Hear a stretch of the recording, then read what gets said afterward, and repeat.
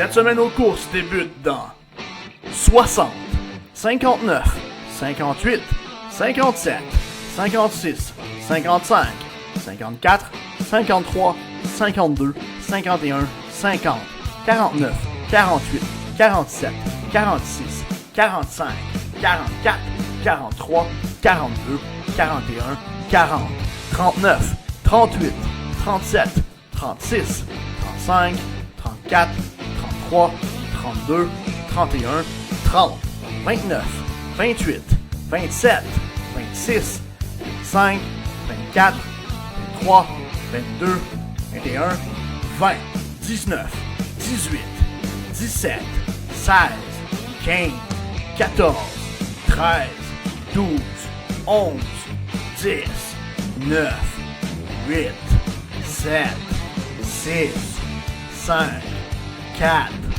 3, 2, 1, 0.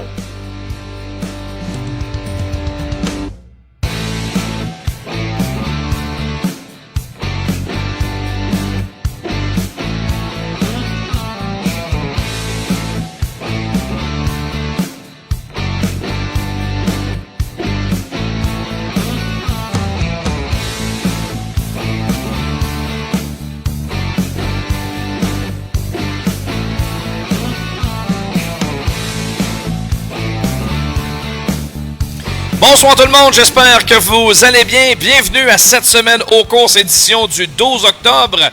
Les gars de course, notre saison achève et là c'est vrai, pas à peu près, fraîchement de retour de Cornwall où on présentait le Fall Showdown en fin de semaine. Un gros week-end pour toute l'équipe, pour de nombreuses équipes de course du Québec qui sont allées courir là pour les 3 jours de compétition. Très grosse fin de semaine, vous aurez tout le compte rendu au cours de l'émission. Tommy, comment vas-tu mon cher ami? Un peu fatigué, mais vraiment content d'avoir vécu l'expérience du Cornwall Motor Speedway du Fall Showdown Weekend. C'est venu vite le show est venu très rapidement. On peut quasiment dire qu'on s'est vu hier parce que ça a fini tard dimanche pour nous. Donc super content, ça va se terminer ce week-end pour nous. On est une petite équipe qui s'en va du côté de Brockville, donc ça achève malheureusement. Toute bonne chose a une fin, mais malgré tout, on va avoir une fichue de belle saison de course à présenter. Donc, très, très beau week-end. Beaucoup aimé le week-end passé du côté de Cornwall. Je pense qu'on a reçu beaucoup de bons commentaires sur notre travail. Je tiens à le souligner pour les gens qui sont passés nous voir à notre kiosque Driver Performance. Je pense qu'on avait fait les choses en grand, c'était pas gênant du tout là, comme environnement de travail. Tout le monde a mis l'épaule à la roue là, pour offrir la meilleure couverture possible. Puis, ça va nous faire du contenu à vous présenter ce soir. Oui, on a pris beaucoup d'images, évidemment. On a toutes les courses, toutes les entrevues. Donc, on va avoir plusieurs courses à vous présenter, puis plusieurs images avec nos invités. Excellent. Pendant ce temps, Tommy, peut-être un petit mot au sujet du Super Dirt Week du côté de Oswego, parce qu'on va en parler tantôt avec l'annonceur officiel de la série Super Dirt Car, Shane Andrews, qui va être avec nous. Bien heureux de recevoir mon ami Shane, avec qui j'ai déjà travaillé à quelques reprises dans des courses de la série Gros Bloc ici au Québec.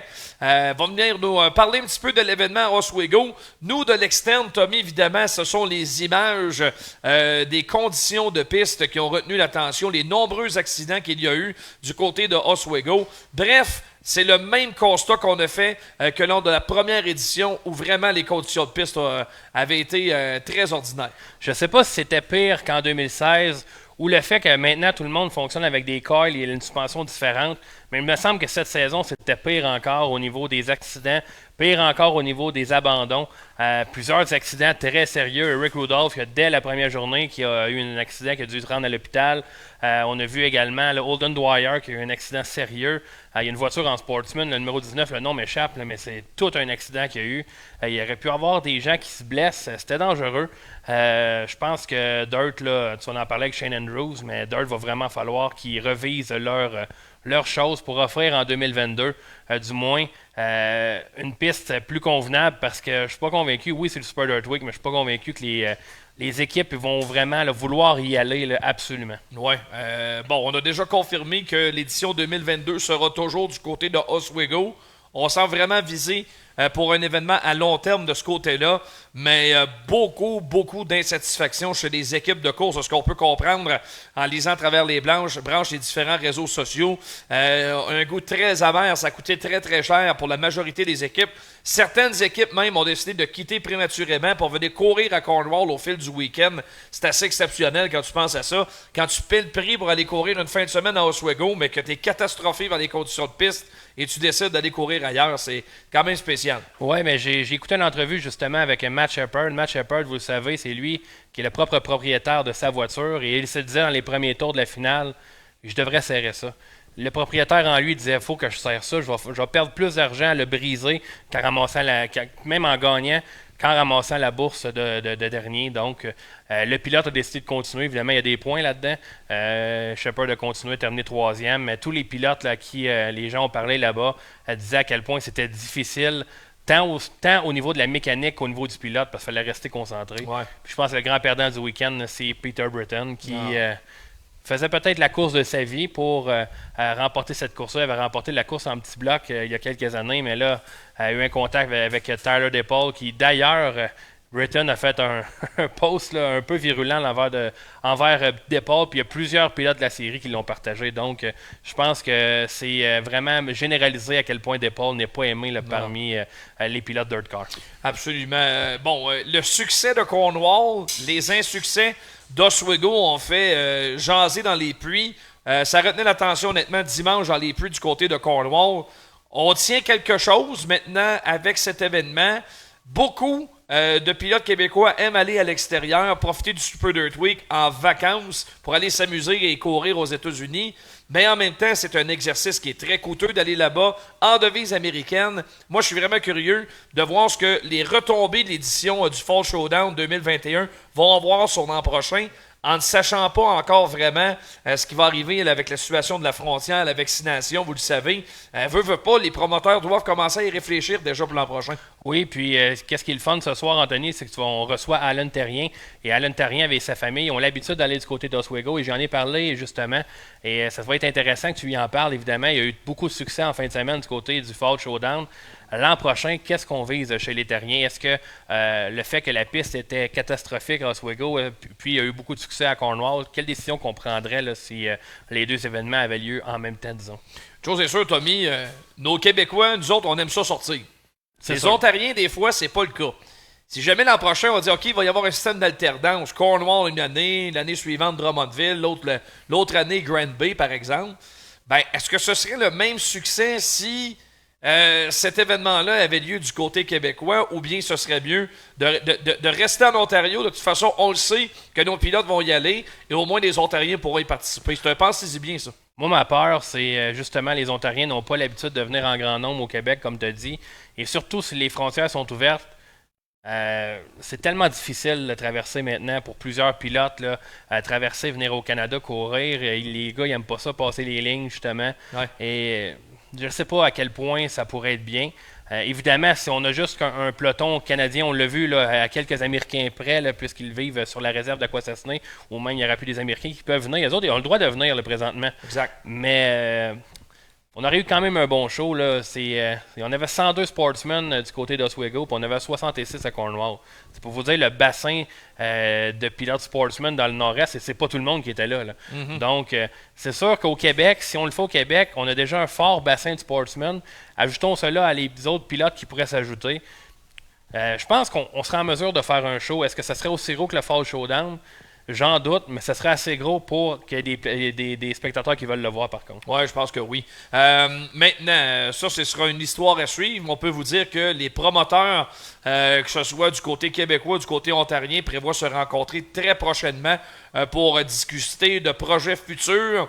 Je pense que s'il y a bien un moment pour que les promoteurs puissent s'unir encore davantage, c'est peut-être le contexte actuel avec la pandémie. Comment on va ressortir de la pandémie encore plus fort qu'on l'était avant que tout ça se produise? Parce que le nombre de pilotes est là, ça c'est clair. Les gars ont goût de courser. Il y a des voitures qui sont disponibles. Je veux dire, des pelotons plus de 160 voitures à tous les soirs en fin de semaine. Moi, ce qui m'encourage, Anthony, c'est que les promoteurs n'ont vraiment pas baissé les bras pendant la pandémie.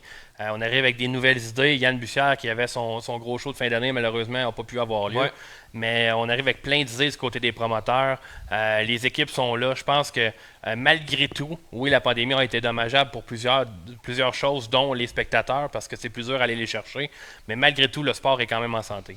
Absolument. Bon, ben, c'était notre mise en bouche dans l'émission. Tommy vous l'a dit, on reçoit Alan Terrien dans les prochaines minutes. On parlera également à Shane Andrews du Super Dirt Week. On aura le bloc avec Kevin Lusignan et Kevin Hébert, bloc conjoint NASCAR et Formule 1, ainsi que les choix du président. Avant tout, ben, il faut qu'on vous présente des images. Allons voir les faits saillants de la semaine. Ce segment d'émission est propulsé par VP Racing Fuel, distribué au Québec par DL Performance de Chambly. Alors, DL Performance qui vous présente ces faits saillants de la semaine. Évidemment, toute notre attention sera du côté du Fall Showdown à Cornwall Motor Speedway. Beaucoup de choses, évidemment, à discuter. D'abord, la soirée de vendredi chez les modifiés. Ça a été vraiment le spectacle signé David Hébert. David Hébert, parti 8e au départ, fait son chemin tranquillement, remonté à l'avant. Lorsqu'il a pris la tête, vraiment, il n'y avait rien pour toucher à cette voiture-là. Très performante. C'est Corey Wheeler là, qui était deuxième et lorsqu'il y a eu un drapeau jaune vers la fin de l'épreuve, a pu se rapprocher de Hébert, évidemment, a pu partir à ses côtés. On croyait peut-être que Wheeler étant champion de la piste, on le sait à quel point il est rapide et d'ailleurs le reste de la fin de semaine nous l'a prouvé, mais n'a pas été en mesure d'embêter David Hébert. David Hébert était une demi-seconde plus rapide que Corey Wheeler à partir du drapeau jaune. Il a été chercher une victoire. On parlait avec Martin Bélanger là-bas, il dit peut-être la victoire la plus dominante de David Hébert du côté du Cornwall Motor Speedway dans son illustre carrière. Donc c'est pour vous dire à quel point le One était dominant là, vendredi soir. Ouais, il y avait peu de bolides capables d'embêter vraiment David Hébert au cours de cette soirée. Écoute, pendant toute la fin de semaine, on parle de près de 50 voitures qui étaient présentes chez les modifiés. Certains ont mieux performé que d'autres, mais David, du moins, avait très, très bien amorcé sa semaine avec un gain très solide du côté de Cornwall. Le lendemain, on l'attendait de pied ferme et on se doutait bien qu'il serait l'un des favoris pour remporter le championnat du week-end parce qu'il y avait un mini-championnat de 3 courses chez les modifiés. Une épreuve de 60 tours et Corey Wheeler vraiment a dominé le reste de la compétition. Oui, Corey Wheeler qui, tu l'as dit, était peut-être le pilote ontarien avec le plus de chances de remporter la victoire, du moins celui qu'on voyait remporter, aller chercher la fin de semaine. On pensait David Hébert à Alan Terrien qui partait 1 et 2. On a eu une belle lutte entre les deux Québécois. Ouais. Ça a été le début de la belle fin de semaine d'Alan Terrien, terminé au 3e rang. Mais Corey Wheeler, lorsqu'il a pris la tête, c'était incroyable à quel point il allait rapidement dans cette voiture, la numéro 47. C'est donné une belle occasion là, de remporter le championnat de la fin de semaine, puisqu'il avait une deuxième et une première position. Donc, très bon résultat pour lui. Vraiment, Corey Wheeler, là, lorsque la piste est devenue sèche le samedi, le dimanche, là, avait une coche sur tout le monde. Oui, Steve Bernard s'est invité parmi les meilleurs pour décrocher un beau podium tardivement en fin de course, mais c'est vraiment Alan Terrien qui a retenu l'attention parce que c'est une certaine surprise de le voir performer de la sorte à travers d'équipes très performantes, certainement plus fortunées aussi à l'aise du côté de Cornwall, mais Alan vraiment a trouvé rapidement les réglages dans cette finale pour aller chercher un très très beau résultat. Et Alan Terrien allait ensuite récidiver le lendemain, Tommy, dans la grande finale de la semaine, 125 tours pour couronner finalement le champion Canadian Nationals et dans le mini-championnat du week-end. Encore une fois, ça a été Corey Wheeler qui est venu remporter la victoire, mais honnêtement, Alan Terrien est passé très très proche d'aller chercher le damier. Oui, Steve Bernier avait parti là, aux avant-postes, avait mené pendant quelques tours. Par la suite, Wheeler a fait son entrée, là, puis a été chercher la première position. Terrien a remonté là, par l'intérieur et est venu très près de Wheeler là, à un certain moment, retranchait l'écart entre lui et le premier. Mais dans les retardateurs, s'est fait coincer un peu là, par la voiture 0 de Jay Mallory. Malheureusement, Terrien, là, son retour sur Wheeler s'est arrêté là. Mais tout de même, quelle belle deuxième position pour Alan Terrien. On lui a parlé à plusieurs reprises tout au long du week-end. On le sait à quel point il affectionne le genre de circuit qu'on avait samedi et dimanche. Donc, une très belle fin de semaine pour Terrien et surtout pour Wheeler. Wheeler, le champion de piste, gagne le Canadian National et gagne le Fall Showdown Weekend. Et on a jasé justement avec Raymond Lavergne. C'est pas une équipe qui a un gros budget, Corey Wheeler. Puis, je pense qu'une fin de semaine comme ça peut vraiment raplomber une saison qui a peut-être été plus difficile. Oui, il a gagné le championnat, mais quand même, ça coûte des sous. Donc, c'est toujours bon qu'une équipe avec un peu moins de budget peut gagner un championnat de la sorte. Oui, absolument. Parmi ceux qui ont très, très bien fait tout au cours de la saison, notons Yann Bussière qui a très bien figuré encore en fin de semaine dans sa voiture numéro 21. J'étais très, très satisfait de la manière que ça s'est terminé pour lui tout au cours de cette saison du côté de Cornwall. Yann qui va continuer justement sa saison jusqu'à Brockville la semaine prochaine. Oui, Yann a très bien fait. Puis justement, là, il disait sur Facebook, il a parlé avec Raphaël Lessard, il était dans le même groupe, puis son histoire du tableau indicateur, c'était très drôle. Yann, à chaque tour, il voyait le 24 le battre, il le rebattait. Il a demandé à Raphaël s'il faisait la même chose. Raphaël dit non, moi je ne regardais pas le tableau, je me concentrais sur la piste. Mais on a parlé à Raphaël. Raphaël se plaît beaucoup sur la terre battue. A été très rapide à chaque fois, peut-être un peu plus difficile le dimanche, mais du moins les 2 premières journées, rapide en temps chronométré, rapide dans les qualifications. Vraiment, Raphaël Lessard a trouvé le moyen justement d'être rapide. Maintenant, il faut qu'il soit plus longtemps. Il nous parlait justement là, lorsqu'on a fait l'émission le samedi après-midi ou le dimanche, là, mais il nous disait justement qu'il doit être plus constant en finale, mais il aime vraiment ça, la terre battue. Puis lorsque je lui ai parlé de gros blocs, il m'a justement dit, François Bernier m'en a parlé, puis je pense que ça l'intéresse beaucoup. Oui, tu as vu les yeux grands de Raphaël. Faut lui donner, moi je tiens à lui lever mon chapeau, parce qu'il ne s'est pas simplement arrêté à ses 5 soirs de compétition à Grand Bay. Oui, on lui a donné des opportunités, mais si Lessard ne voulait pas lui-même être là, il n'aurait pas coursé à Drummondville, puis on ne l'aurait certainement pas vu du côté de Cornwall. Tu vois que le jeune, il veut courser le plus possible, faire du temps de piste, puis il apprécie de plus en plus la terre battue. Oui, puis il est arrivé sur la terre battue là, au même niveau que les autres, puis nous, lorsqu'on veut lui parler, c'est toujours oui, puis il est toujours partant, nous fait des jokes, vraiment. Là, moi, j'ai un plaisir fou à m'entretenir avec Raphaël Lessard. Je pense que pour avoir parlé à plusieurs gars de son équipe, justement, les gars l'adorent, Raphaël. C'est un gars qui apprend beaucoup, puis c'est vraiment un bon gars. Donc, je pense que c'est un bon fit avec TBR. Mais vraiment, là, moi, j'adore voir Raphaël Lessard sur la terre battue. Ça peut permettre justement à des grands canaux là, de télévision ou des journaux de parler un peu plus de terre battue. Je pense qu'avec le GP3R et Raphaël Lessard, on est en bonne main. Oui, aucun doute là-dessus. Très peu de casse également du côté de Cornwall. Les conditions de piste, évidemment, très glissantes, font que, bien souvent, lorsque ça cogne moins fort un peu. Donc, les gens, les pilotes n'ont pas trop abîmé leur équipement au cours de la semaine. Ça aussi, comparable, très facile à faire avec Oswego. Ouais, pas la même chose du tout.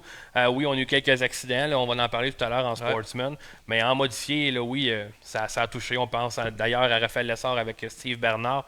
Mais somme toute, pas eu de gros bris. Est-ce qu'il y a eu des bris de moteur? Peut-être Félix Roy en 3,58, mais les autres, je n'ai pas eu connaissance du moins. Vraiment, je pense qu'il n'y a personne. Là, vraiment, on voit justement l'accident de Moïse Pagé, on en parlait tantôt. Là. Là-dessus, disons qu'il y a un pilote qui a été téméraire à 2 occasions. Là. On peut le revoir. Là, on va en parler justement des Sportsmen. On a fait le tour chez les modifiés, Anthony. Jarrett Herbison qui frappe dans Cédric Gauvreau, le retourne et par la suite se dirige vers l'extérieur et envoie Moïse Pagé dans le mur. La voiture, en fait, le différentiel a été pulvérisé sur le contact que vous venez de voir. Voilà pour les modifiés. Justement, là, voici le ralenti, le contact sévère impliquant la voiture de Moïse Pagé, sa nouvelle voiture, l'équipe pour laquelle il va courir la saison prochaine du côté de Grand Bay. C'était la première fois qu'on la sortait en fin de semaine, donc Moïse était très très content d'être là. Puis, avait une bonne voiture, a bien figuré dans le peloton des Sportsmen. Allons-y justement voir des images des 3 épreuves du côté des Sportsmen. Évidemment, le plus impressionnant était le nombre de voitures, Tommy. On a avoisiné les 70 voitures inscrites pour la fin de semaine. Et on repartait de zéro à tous les soirs, ce qui veut dire que chacun avait des chances de se qualifier et il n'y avait pas de garantie pour chacune des soirées. La bonne nouvelle, c'est que ceux qui ne se qualifiaient pas avaient une finale de non-qualifiés à faire. Donc, beaucoup de temps de piste. On a vu de nombreux jeunes pilotes présents en fin de semaine à Cornwall pour aller chercher justement de l'expérience. Mais rapidement, tu parlais des non-garanties. Steve Bernier a été victime d'un bris. Il n'a pas pu participer à la finale samedi. Donc, pas de garantie comme David Hébert au RPM. Pas de garantie, donc pas de favoritisme. Luke Whittaker dimanche aussi. Whittaker également, qui était dans les points. Donc, au niveau des Sportsmen, vraiment, c'était une domination des pilotes du Niagara. Vendredi soir, c'est le vilain garçon Brad Rouse. Disons qu'il est arrivé des choses après les courses avec Brad Rouse. On n'embarquera pas là-dedans, mais Brad Rouse a été remporté la première victoire le premier soir. Une très belle course de sa part, avec la meilleure voiture et de loin là, sur le circuit. Pilote vraiment qui a beaucoup d'expérience. C'était sa première victoire en carrière à Cornwall, un peu surprenant. Beaucoup de malchance du côté de Cornwall pour Brad Rouse, mais les 2 autres jours, c'était l'affaire de Cody McPherson. Cody Mac, un pilote très sympathique, justement, qui court à Merrittville, remporté les 2 victoires. Je pense que c'était le week-end de Cody McPherson là, à partir du samedi. Oui, McPherson, très impressionnant. Bon, la finale de Santo nous a offert un excellent spectacle samedi soir. Plusieurs bagarres. On a vu James Michael Friesen, le cousin de Stewart, qui était présent. Un autre gars du Niagara. Oui, puis avec Bobby Harrington, faisait partie également des favoris pour l'emporter. On a eu un excellent spectacle samedi. Oui, puis faut souligner également le Steve Turcotte, moi qui m'a vraiment surpris. Tout à fait. Turcotte, peut-être pas beaucoup d'expérience côté du Cornwall Motor Speedway, a réussi à se maintenir dans le top 3 vendredi soir. Samedi soir, c'était un peu plus difficile, mais je pense que les Québécois ont quand même bien fait. Dimanche soir, Samuel Charland a terminé 3e. McPherson est encore allé chercher la victoire, là, mais 66 voitures, pas beaucoup de casses. Moi, je veux souligner vraiment la victoire des non-qualifiés pour Manuel Piette. Une victoire très méritée. Manuel Piette va souvent aux courses tout seul. Et là, cette fin de semaine, avait la chance d'avoir avec lui Stéphane Côté et Fanny Brouillette, de même que l'équipe à Martin Pelletier. Donc, on peut aller aux courses. Puis il y a eu beaucoup de plaisir. Il faut voir la vidéo de Steve Chaput sur Internet avec Bruno Cyr. Claude Brouillard est en train de rencher sur la voiture de Manuel Piette dimanche. Puis finalement, toute l'équipe a été récompensée avec une belle finale remportée dans la course des non-qualifiés. Oui, puis on a également vu Sean Imbeau qui a passé très près de remporter la finale des non-qualifiés samedi soir. Oui. S'est fait passer au dernier tour par Jason Rose. Et voilà la manœuvre, justement. Où, c'était dans le dernier tour. Ça, regardez, on peut se rendre jusqu'à la fin, là, mais c'était très chaudement disputé, juste devant le 101 de Junior Mayotte. Mais Sean Imbeau, pour un gars sans trop d'expérience cette année, a été très impressionnant. Juste une petite faute dans la Coupe 3 et 4, ça a ouvert la porte à Jason Rose, mais quand même, belle expérience de plus pour le jeune pilote. Oui, une piste pas facile. Il y a plusieurs très bons pilotes qui n'ont jamais eu de succès à Cornwall. Ouais. Une piste très sèche, donc je lève mon chapeau à tous les jeunes pilotes qui ont été du côté de Cornwall. Alan Beauregard également qui a surpris avec le meilleur temps dans son groupe lors des time trials.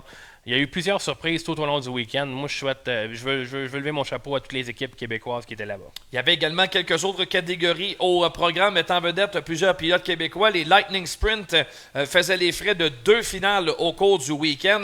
Et c'est en fin de semaine qu'on a couronné le champion 2021, Tommy Moreau, qui conserve son titre. Oui, Tommy Moreau qui a été chercher le championnat de la série Imovex, donc champion pour la saison. Il y avait également un championnat au niveau ontarien, le 417 Busline Championship. C'est Stéphane Saint-Laurent qui a été chercher la victoire. Saint-Laurent a remporté la course du samedi soir. Et le dimanche soir, c'est Jordan Poirier qui a été chercher la victoire dans la voiture 16 Eric Sundberg.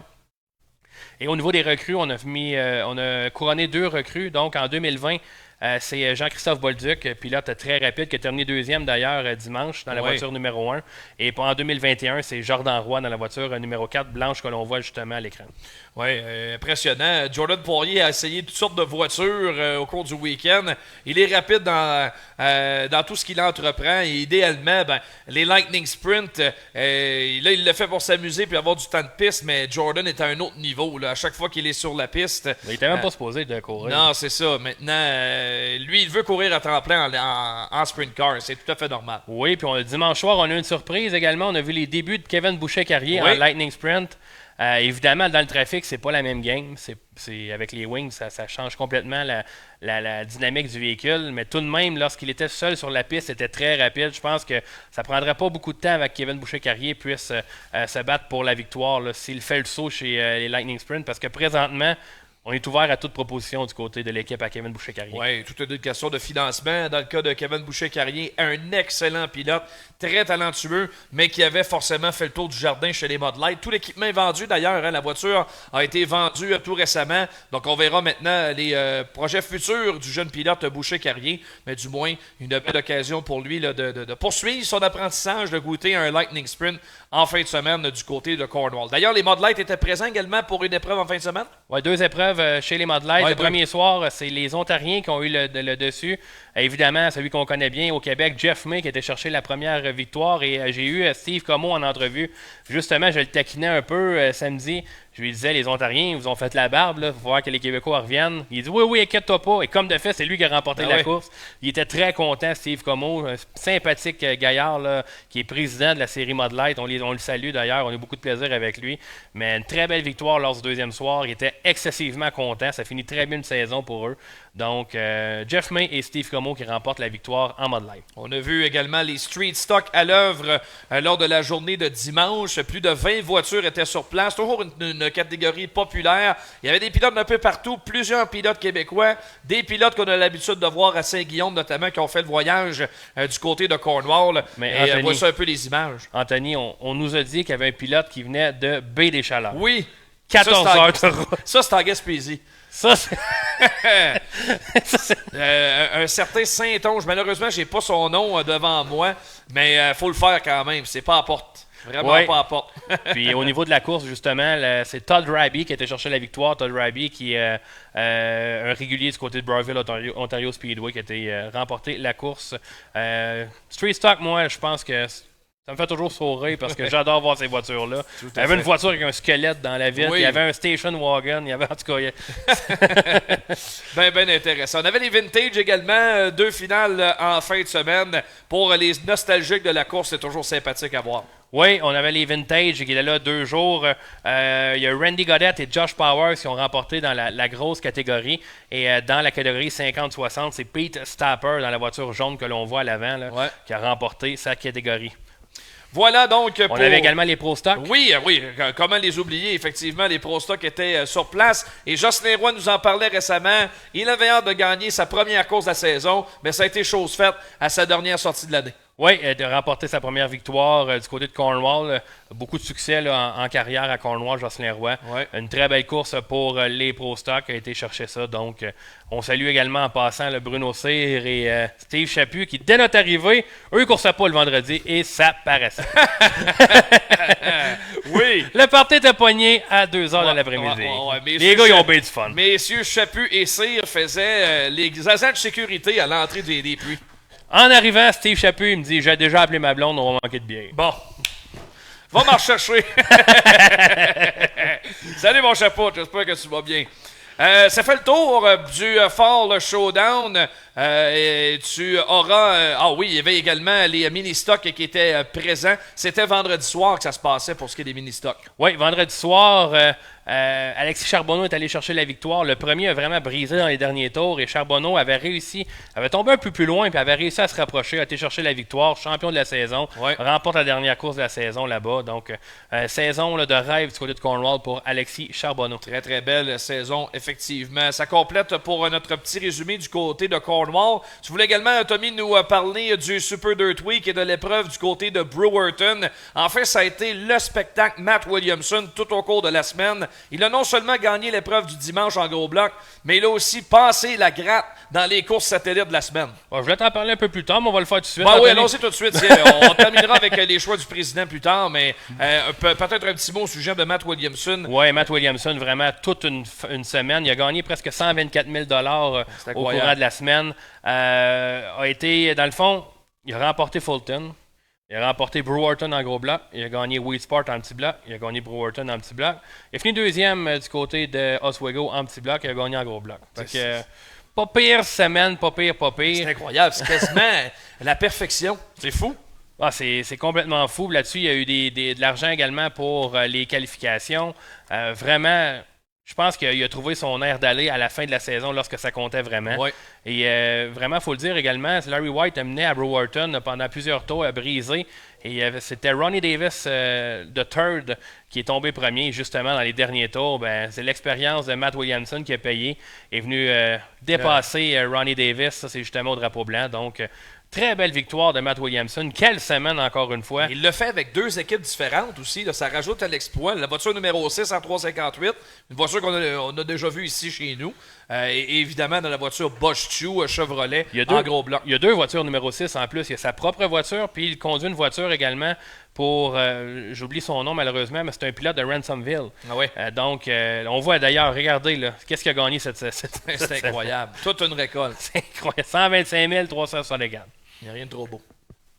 On parlait de ça justement cette semaine en discutant pour l'émission. Puis quand j'ai dit le montant, Pierre-Luc, un qui travaille avec nous autres, il a dit il a gagné ça dans son année. Je dis non, dans sa semaine. Incroyable. Matt Williamson qui va tenter d'aller préserver son titre en fin de semaine du côté de Port-Royal où on présente une grosse épreuve sur 2 jours. C'est lui qui l'avait emporté la saison dernière. On a offert à Matt Williamson s'il était disponible de nous parler ce soir. Malheureusement, débordé, Matt, mais on promet de se reprendre bientôt. Mais il serait venu. C'était sympathique, incroyable. Oui, c'est sûr et certain qu'on aura l'occasion prochainement de parler à Matt Williamson. On reviendra sur cette semaine absolument extraordinaire avec Shane Andrews un petit peu plus tard. D'ici là, on fait une courte pause dans cette semaine aux courses et au retour, on discute de la semaine fantastique qu'ils viennent de connaître du côté de Cornwall. Alan Terrien, fraîchement débarqué de Victo, vient s'asseoir avec nous dans le studio. À tout de suite.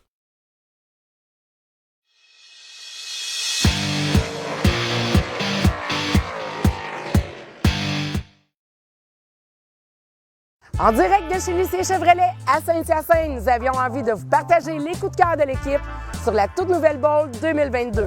Le véhicule a été totalement redessiné, autant à l'extérieur qu'à l'intérieur.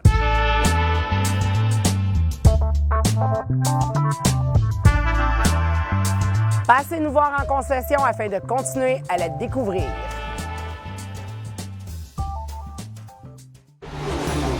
Vestidrag Développement, une entreprise 100% québécoise, contribue à développer des pilotes de course d'ici, partout en Amérique du Nord. Vestidrag Développement tient à remercier ses précieux partenaires Silverwax, Rousseau Métal, Richard et compagnie, Volon Control, VP Racing Fuel et DL Performance, Globocam, Groupe Brière International, le Grand Prix de Trois-Rivières, Dumoulin Compétition, Permatex, Vestidrag.tv, Hypertech, Choix Radio X et 91.9 Sport. Les gars de course tiennent à remercier leurs précieux partenaires. Groupe Génique, Garage P. Auclair, Remorquage du Plateau, DL Performance Distributeur VP Racing Fuel.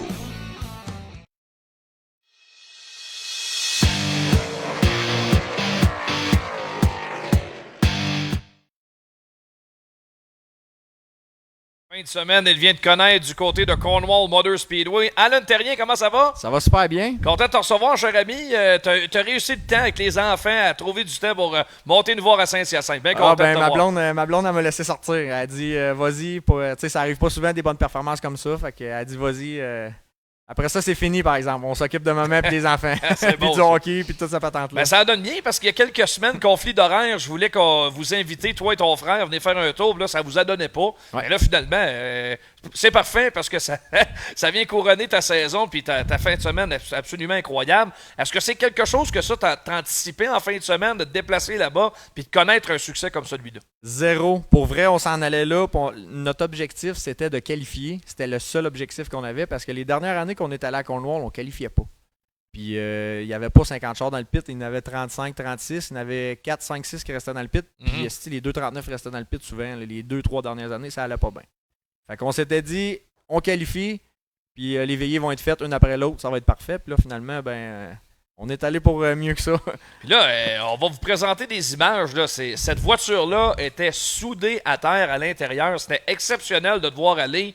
Tu n'as pas changé de stratégie tout au long de ces deux finales, en fait. La fin de semaine, carrément. C'est ça. Carrément. Ça a commencé le vendredi avec une piste collante. Puis comme j'ai dit, ça faisait une couple d'années qu'on était un peu mêlés avec Cornwall, qu'on y va pratiquement pas. Le vendredi, on s'est placé un petit peu en conséquence de la fin de semaine. Alex, tu vois, il a bien performé, il est à la pige. Fait que là, lui, il a fait un test pour la fin de semaine. Il s'est trompé. Puis moi, dans le fond, j'ai qualifié de peur. J'ai parti en arrière, puis j'ai fait un setup que j'ai gardé toute la fin de semaine. Puis quand David, il m'a appelé le vendredi, là, j'ai ouvert la machine parce que je voulais pas briser le char. Je faisais attention. Puis là, c'est là que j'ai vu que David est rapide, je suis capable de le suivre. Fait que, mettons, le vendredi soir après course, là, j'étais encouragé pour le lendemain puis pour le surlendemain. Là. On était prêts. C'est pas des positions cheap que tu allé chercher avec une pige, par exemple, qui t'a permis de rester là à cause des conditions de piste. Non, t'as avancé pour aller chercher tes positions. Puis la bagarre, entre autres, avec David Hébert, là, tu dois avoir quand même un petit feeling dans le char certain. De te battre avec trippant. David puis de finir en avant comme tu l'as fait. Ah non, c'est trippant au bout. Tu sais, souvent, pour vrai, vendredi, le samedi, j'étais nerveux comme j'ai jamais été les dernières années. J'avais mal au ventre, puis je filais pas en tout. Je dis tabarouette, pourtant, c'est pas ma première année en course, puis j'étais nerveux parce que justement, je savais que David partait à côté de moi. Fait que on est venu à se dire, ben tu sais, notre mentor, mon père, regarde, parque-toi en arrière, puis suis-le, puis il va t'ouvrir le chemin, puis va ton course avec, là, gars. Puis finalement, il a fallu que je le passe parce que j'étais plus vite. Il m'a repassé, puis après ça, bon ben là, j'ai dit si je suis capable d'en redonner une shot, c'est parce que je suis plus rapide. Là. Quand même une drôle de piste. C'est plus que slick, là. C'est plus rien, là. Non, il n'y en a pas. Ben, moi, où ce que je virais, il y avait une ligne de brun. Ouais. Il fallait que je reste concentré au tournant 1, 2, 3, 4, puis lâche pas le brun parce que si tu viens de perdre un tour, tu sais, ça marche pas. Mais tu sais, c'est ça. J'en parlais avec Alex tantôt, Alex Lajoie, là, j'ai mal dans les jambes encore aujourd'hui. À force de forcer. Tu forces parce que tu veux pas que ça vire de saut. Puis, ah non, ça a été quelque chose. Ça fait du bien. C'est quoi le feeling quand on sort d'une voiture? Puis, je veux dire, c'est 4000$ au deuxième. Là, pour une équipe à petit budget très modeste, de terminer comme ça, d'aller chercher une grosse bourse de fin de saison, ça change la donne pour vous autres. Ça change la donne. Regarde, nous autres, souvent, l'hiver, ben, on a de la misère à bouger les premiers mois comme novembre, décembre, janvier parce qu'il n'y a plus de sous dans le compte. Ouais. Fait que là, tu sais, tous les refresh de différentiel, les carburateurs, plein d'affaires, ben là, on est jamais là. Fait que qu'est-ce qui arrive quand tu arrives au début de la saison? Ben, il y a des pièces que tu dis, bon, ben, elle, on va la toffer parce qu'on n'a pas d'argent encore pour la refaire faire. Tandis que là, premièrement, 3 soirs de course. Le trailer restait parqué 3 fois à la même place. Il n'y a pas de frais de transport, rien. Là. Fait que là, on est venu à bout de mettre des fonds dans la banque pour pouvoir faire des refresh sur bien des morceaux. Là. Fait que ça va faire du bien pour cet hiver. Là. Évidemment, tu ne te garderas pas une paye avec le 4000. On va le dépenser assez vite. Hein. Non, comme je t'ai dit tantôt, il est déjà dépensé quasiment. Là, fait que... Ben, tu m'ouvres une porte intéressante. Le fait d'arriver à Cornwall, je veux dire, c'était à 4 heures de chez vous. C'est ouais. pas non, c'est pas... Non. Je sais que vous appréciez beaucoup aller à Oswego à chaque année. C'est la tradition familiale. Je sais que ton père aime ça, puis l'équipe aime ça, puis vous payez à la traite, puis les courses satellites, puis on dépense beaucoup d'argent pour y aller. Ouais. Maintenant, est-ce que dans votre tête, tes résultats à Cornwall, puis le week-end, de comment ça s'est passé avec Raymond Lavergne, la famille, est-ce que ça vous fait réfléchir si jamais l'année prochaine, par exemple, mettons que ça arrivait, qu'il y aurait possibilité d'aller à Oswego, mais la même fin de semaine, un gros choix à Cornwall, on ferait quoi chez les Terriens? Eh boy, pour vrai, on n'en a pas... Oswego, là, c'est notre rituel, mais ça, c'est conjoint avec Michel Audy-Movex. Michel Audy-Movex, là, il a pas manqué une course à Syracuse, Oswego, depuis 1980 quelques. Il allait là avec son père. OK. Puis, tu sais, dans le fond, quand on s'est affiliés, nous autres, c'était notre vacances. Dans le fond, on allait là avec les chars, puis quoi qu'il arrive, on s'en fout un peu, là, tu sais, on s'en va là pour s'amuser. Mm-hmm. Mais Michel, en fin de semaine, il a vraiment trippé aussi. Puis tout le monde a trippé. On a eu du fun en tabarouette. Aussi, il veut pas. Puis tu sais, Michel, il nous commandite, il nous aide. Il regarde notre portefeuille aussi. Là, il dira pas ça coûte 10 000 à l'Oswego, puis versus qu'on en fait 4, 5, 6 peut-être. On est intelligent. Michel aussi, on va s'asseoir ensemble, on va regarder ce qu'on fait. Mais non, on a adoré notre week-end. Je pense que c'est généralisé. Je ne sais pas quel genre de feeling vous aviez autour de vous dans les puits. Moi, évidemment, aussi. De l'externe avec les gars de course, bon, nous autres, on a adoré notre expérience. C'était super le fun. Du côté vraiment médiatique de la chose. Les pilotes, les équipes, comment ils ont trouvé ça? Ben moi, de ce que j'ai parlé avec tout le monde, on était une gang de Québécois assez proches ensemble. Puis je vais te dire que j'ai eu aucun point négatif. Aucun. Là. Pour vrai, j'essaye de réfléchir puis je vois pas personne qui a de points négatifs à dire sa fin de semaine. Hein. Puis tout le monde a chiolé contre Oswego avec la piste qu'il y avait. C'est épouvantable. Là, je veux dire, on va en parler avec Shane Andrews tantôt. Là, ça retient beaucoup l'attention. Là, les gars ont démoli leurs autos, des conditions de piste absolument très, très difficiles. J'en ai un point négatif pour toi. Ah ouais donc? L'embardée de ton frère à Lightning Sprint, t'as pas dû triper. Je sais qu'on a des images, je sais pas si vous avez ça proche. On va vous présenter ça, l'accident, voilà. Des images, caméra filmée dans les gradins. Regardez ça, l'embardée d'Alex. La voiture complètement détruite. Mais moi, ce qui est surtout impressionnant, c'est de voir la voiture non seulement frapper le mur, mais ensuite débouler alors qu'il y a du trafic qui s'en vient. Ça a été notre plus grosse peur. Ben moi j'avais vraiment bien vu qu'il avait frappé le mur assez fortement. Là. Mais c'est quand il déboule en bas, là, c'est les secondes qui suivent. S'il faut que ça se... Là, il y a le toit face au trafic. Là. Ça, c'était peurant en tabarouette. Tu sais, l'événement Guy Ouellet, on peut pas l'oublier. Là. C'est ça. Fait que, non, pour vrai... Mettons, vendredi, Alex, il s'est trompé un petit peu dans son setup. On parle en modifié. Ouais. Puis le samedi, il était un petit peu découragé. Là, c'est normal. Là. Alex, c'est pistes sèches. Lui-ci, normalement, il performe. Puis le vendredi, il n'a pas performé. Fait que samedi, il s'est dit, go, on se reprend. Il est parti en Lightning. Puis ça faisait quelques tours qu'il était parti. Il était parti par en avant. Là, puis Moi, j'avais collé la shot à Fred Grondin. J'ai dit, ça va trop vite, il va se passer de quoi comme défaite. En passant au flag, c'est arrivé. Puis après ça, on dirait que tout s'est enchaîné. Ben, Alex, il était magané, il était raqué. Les émotions, on a eu des grosses émotions, c'était peurant. On dirait que ça a été long aussi le moment de. Des fois, je parle que vous décrivez un petit peu qu'est-ce qui se passe. Là, nous autres, on est dans l'estrade, on attend, puis souvent, on voit le pilote bouger, ils vont remettre la voiture. Ouais. Là, silence total, les fractions de secondes. Moi, j'étais pas encore au micro à ce moment-là quand c'est arrivé. Je suis arrivé quelques instants après. Mais moi, c'était un point d'honneur au micro. Puis ceux qui m'écoutent depuis longtemps dans les gradins, le premier réflexe, puis Tommy le sait, on demande toujours à la direction de course qu'est-ce qui se passe avec le pilote. C'est ça. Parce que tout le monde se pose des questions, mais on a toujours la pensée, les gens d'équipe, les membres d'équipe, puis la famille, là, qu'elle a, eux, là, ça presse. Là, non, qu'on le sait, mieux c'est. Honnêtement, j'ai resté peut-être, là, je dis une minute, là, les secondes sont ultra longues quand ça arrive, une affaire de même. Là.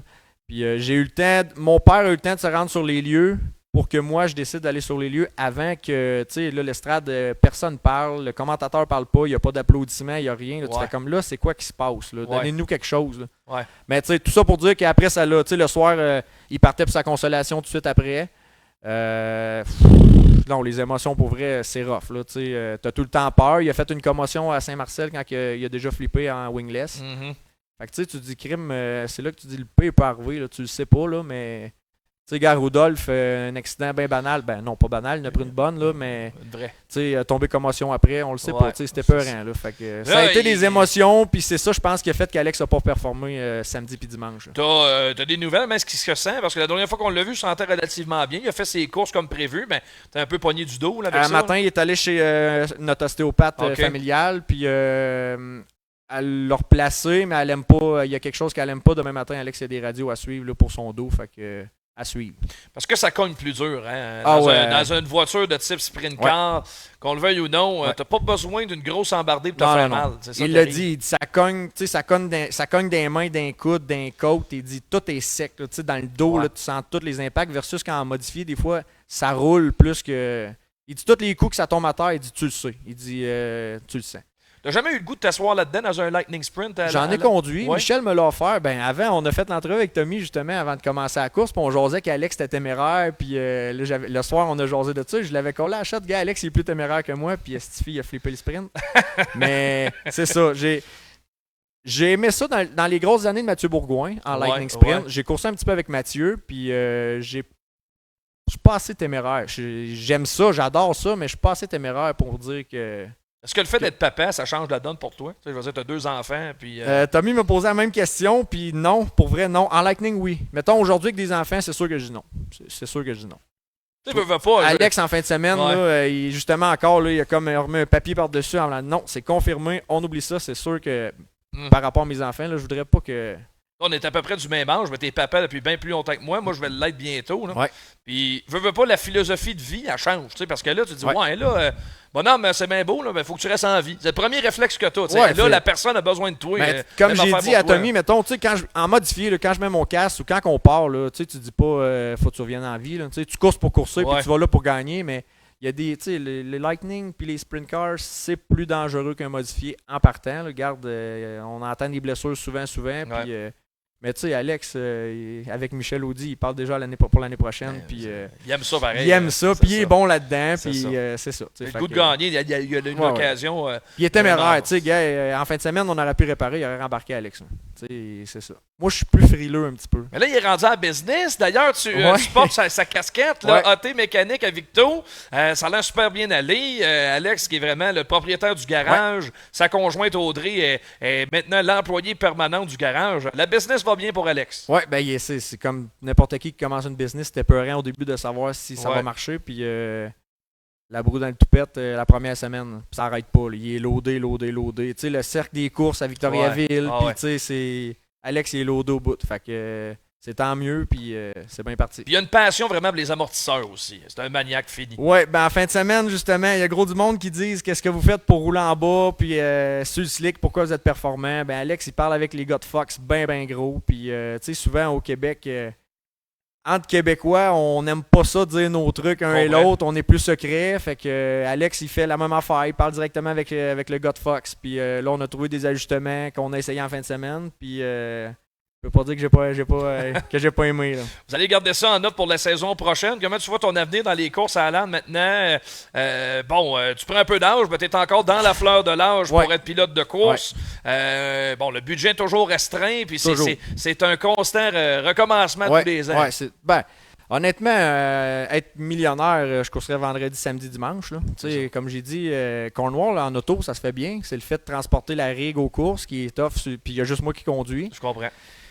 Honnêtement, être millionnaire, je ferais. Puis en fin de semaine, la première affaire qu'on a faite, vendredi, on a coursé. Le lendemain, il me semble que tu es plus quick, tu es plus prêt. Tu as coursé un soir, puis tu es à égalité avec les autres, versus le samedi que tu arrives. Le samedi, eux autres, ils ont coursé le vendredi. Les tests sont faits, sont plus alertes, sont plus. Je te dirais que, d'après moi, là, ça, c'est pas mal notre pattern à long terme. À moins d'avoir un extra gros commanditaire des milliers de dollars, là, mais. Il faudrait que je lâche ma job. Puis tout le monde travaille le vendredi. Fait que non. C'est d'après moi le pattern qu'on a là, quelques vendredis, puis nos samedis réguliers avec quelques sorties à l'extérieur, ça va pas mal être ça quelques années. Ouais. T'as un petit gars, Zach, qui va éventuellement courser. Là, tout le monde le sait, il y a à peu près rien que toi qui le sait pas, là, mais c'est sûr et certain qu'il va courir un jour. Parce que ça va partir du papy qui va vouloir voir son petit Zach à un moment donné là-dedans, c'est bien sûr. Là. Ah, c'est sûr. Là, je trouve qu'il est encore petit peut-être pour essayer les slingshots. Là, mais moi, là, c'est ça qu'on jasait. C'est sûr qu'aujourd'hui, les enfants sont gâtés dans le sens que c'est le fun. Il y a des autos pour leur âge. Puis, ce qui n'était pas vraiment ton cas. Moi, j'ai commencé directement à modifier. Puis mon père, là, il nous avertissait serré que je te voyais pas nuire au trafic. Tu colles le mur, tu restes en bas, ils vont faire le tour. Puis quand tu as le bleu, tu lèves le pied. Tu nuis pas à personne. Mm-hmm. Puis il dit tu vas y aller graduel. Puis tranquillement, ben c'est ça. Ça l'a parti comme ça. Puis tranquillement. Mais on a tellement été avertis serré. Tu me rappelles tellement des beaux souvenirs. Parce que moi, j'ai commencé comme annonceur en même temps que toi, comme pilote de course en modifié. Pour des deux gars de Victo, on se connaît depuis longtemps. Puis. Je me disais, tabarouette, tu sais, ils ont des grosses couilles d'aller là, mais direct en modifié, pas de sportsman, rien. Ah ouais, dans le char de course. Mon père a tout le temps dit que les sportsmen, c'est trop une classe de carnage pour apprendre. Tu sais, puis il vient un temps que tu te sens bon, mais t'as pas d'expérience. Fait que c'est souvent là qu'ils se détruisent des autos, puis tu sais, on n'était pas riches, encore une fois, c'est pas d'hier, là. Puis on n'avait pas d'argent pour un sportsman ou quoi que ce soit. Fait que je prenais le backup à mon père. Puis je faisais des tours. Mais c'est pour ça, là, la vis était serrée. Va pas briser l'auto. Là. C'est le spare s'il arrive quelque chose. Puis fais tes tours. T'as pas brisé grand-chose quand même. Non, on écoute. Puis tu sais, je sais, j'ai tout le temps vécu avec mon père ça a tout le temps été difficile côté monétaire. Là, mais c'est ça. On a été habitués comme ça. Puis c'est la raison pourquoi, regarde, mon body, il n'y a pas de boss là, cette année. Fait que, on en a parlé. Probablement que ça va être le même char rose encore l'année prochaine. Pourquoi dépenser 3000 sur un body puis 1500 sur un lettrage? Ouais.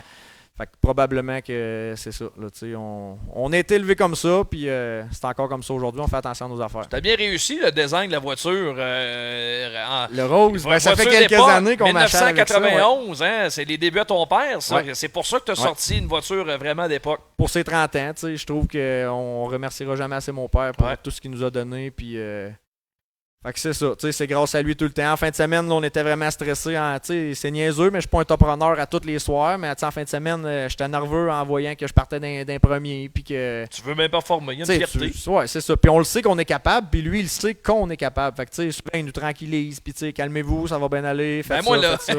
Moi, c'est la fierté de ton père. À chaque fois que vous avez une grosse performance, dans le cercle des vainqueurs, Clément, il est là, puis es-tu fier de ses gars? C'est la fierté. Puis même, je le dis.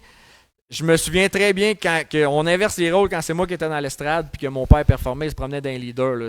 C'est la fierté d'avoir travaillé après ça toute la semaine. Puis souvent, on se le cachera pas, on bat des équipes avec des budgets assez quasiment illimités. Là. Fait que en fin de semaine, je l'ai dit dans une entrevue, je courais tire dans le pit. T'as-tu un tire use? T'as-tu un tire use pour moi? J'ai plus de tire, j'ai plus rien. Fait que quand tu te promènes en avant de même, là, la fierté est grande dans ta barouette. Ah, je te comprends tellement. Alan, merci beaucoup de te passer nous voir. Un gars occupé, mais tu trouvais nécessaire de venir faire ton tour dans le studio. On l'apprécie bien gros. Félicitations encore pour ton excellent week-end. Bonne saison morte. Merci à vous autres. Puis Colin, c'est le fun d'être suivi de même. Puis c'est bon pour les commanditaires, les gars d'équipe qui aiment ça. Premièrement, justement, je voulais les remercier avant de finir, là, les commanditaires. Ben oui. Tous les gars d'équipe, de loin, autant les commanditaires, les petits, les grands, les gros, on est tous dans le même bateau, on est ensemble, puis c'est grâce à vous autres s'ils peuvent avoir la visibilité qu'on a, puis On va avoir des continuer, belles c'est affaires de notre même. mission. Justement, Ben vous lâchez faire pas pour connaître, vrai, vous êtes vraiment bien partis. Les entrevues de même, c'est bien le fun. Tu reviens quand tu veux. Ouais, ben là, on va essayer de trouver du temps parce Ouais. que là, le hockey est recommencé. Oui, les enfants oui, aussi. c'est ça. Fait que, on va revenir. Excellent. Alan Terrien qui était de passage avec nous en studio au retour de la pause. On s'en va le rejoindre dans le coin de Utica, dans l'État de New York. Shane Andrews qui sera avec nous pour nous parler du Super Dirt Week. À tout de suite.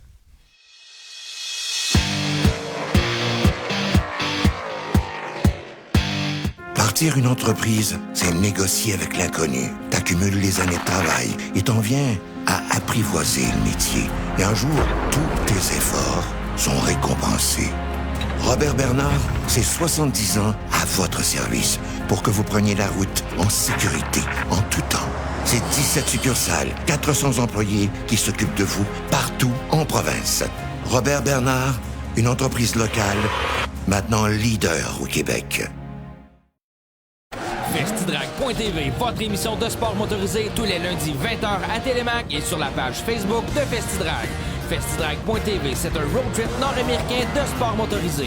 C'est aussi du stock car, de l'accélération, de la drift, du dirt, de la moto et les plus belles expositions d'auto en Amérique. Tous les lundis 20h à Télémac et sur la page Facebook de Festidrag. Festidrag.tv est présenté par Rousseau Metal, Silverwax, Prolon Control et Choix Radio X. Vous êtes tanné de votre vieux bazou et vous voulez du changement? Richard Auto, c'est l'endroit idéal pour trouver votre nouvelle voiture.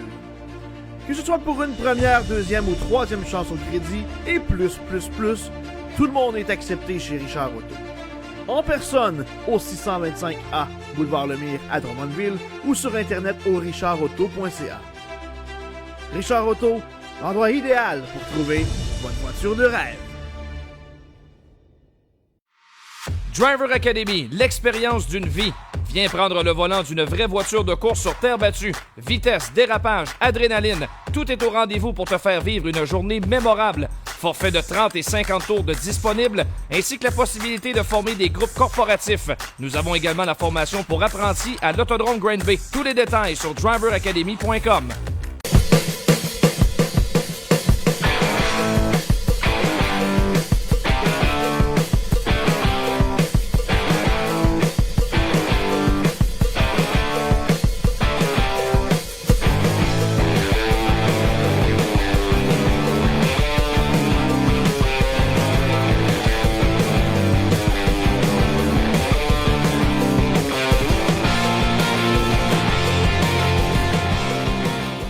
Garage P. Auclair est votre ressource en cas de bris d'équipement. Fiez-vous à sa main-d'œuvre qualifiée et à ses outils spécialisés pour que votre flotte d'équipement demeure concurrentielle. Une réparation efficace, une immobilisation minimale, votre solution pour demeurer dans l'action. Garage P. Auclair, votre spécialiste en redressement de camions et de remorques dompeurs. Le Garage P. Auclair fait également la vente, l'achat et la location de remorques dompeurs. Garage P. Auclair, 1325 principal à Saint-Dominique.